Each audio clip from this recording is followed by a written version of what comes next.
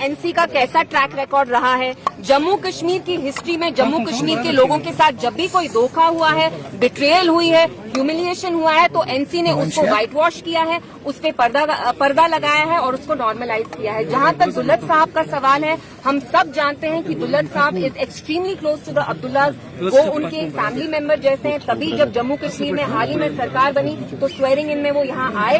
वो बहुत क्लोज हैं एनसी की लीडरशिप के साथ और जो उनने बोला बिल्कुल सही है।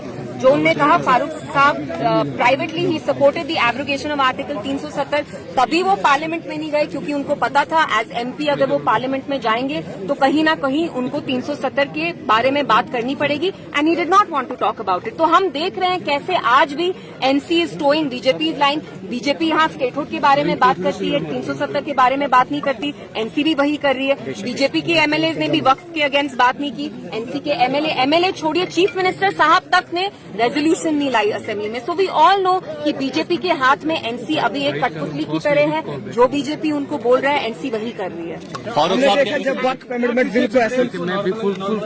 अफकोर्स किया जा रहा है और जम्मू कश्मीर की आवाम ने जिस वजह से इनको एक भारी अक्सरियत से यहाँ लाया, 50 एमएलए आए एनसी के।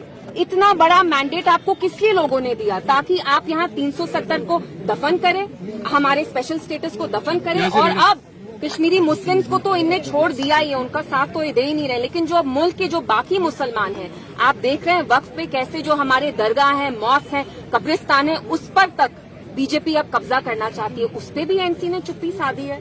तो you are letting down Kashmiri Muslims, of course you are, but now even Indian Muslims you have been a terrible failure because as the chief minister of the only Muslim majority state it was Omar Sahab's responsibility to introduce a resolution against the Waqf bill.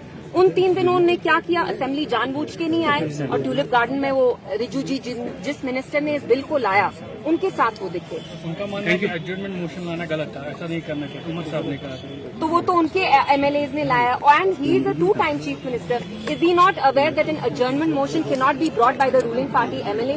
It can only be brought by the MLA of the opposition party and if his MLA